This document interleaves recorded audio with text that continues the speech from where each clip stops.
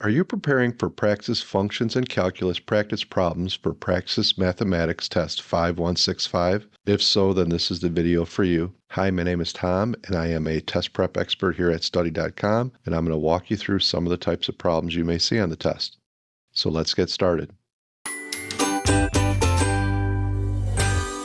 Given the functions f of x is equal to 7x squared plus 9x minus 3 and g of x is equal to 11x plus 9, which of the following represents the domain of the function f of x plus g of x?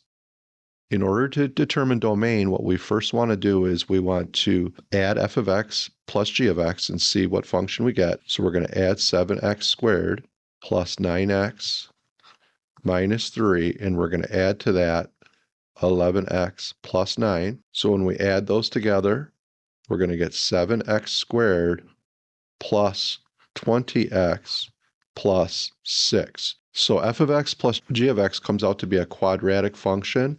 So in a quadratic function, the domain is all real numbers, so negative infinity to positive infinity. Now, when we're determining domain, we also have to go back and look at our two original functions that we used. And again, f of x in our original function, its domain is negative infinity to infinity.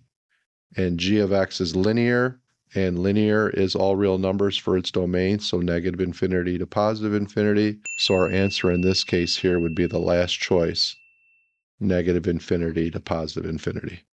Which of the following is the result of common log 4 plus common log 25? All right, so when we're dealing with this problem here, the first thing that I see is that I have addition here, and they're both using the common log, which is base 10. So we're going to use this property. So the property states that if we have log base a x plus log base a y, that is going to equal log base a of x times y.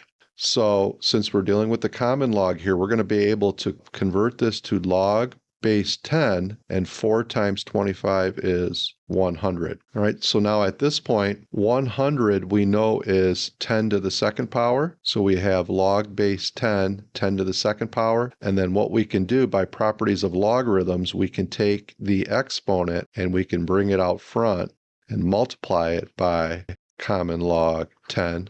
Well, the common log 10 is equal to 1, so our answer here would come out to be 2. If the function d of t is equal to 800 times e to the negative 0.05t represents the decay function for material x, then which of the following is the correct indication for the parameter t? Is it time spent, rate of decay, number of isotopes of the material, number of electron in the outer shell of the atom? So the key to doing this is it's telling us that this is a decay function. So the general form for a decay function would be P is equal to P sub 0 times E to the negative K times T. All right, so now P represents the final amount.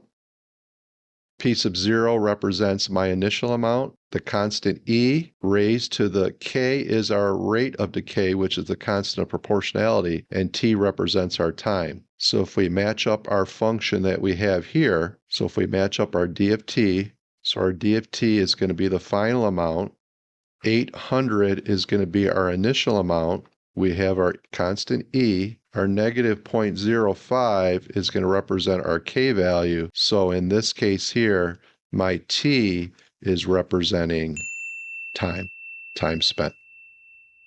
That concludes our video, Praxis Functions and Calculus Practice Problems for Praxis Mathematics Test 5165. If you found this video helpful, please like the video and subscribe to our channel. And for more help with practice problems and personalized study plans, please visit study.com. Thanks for watching.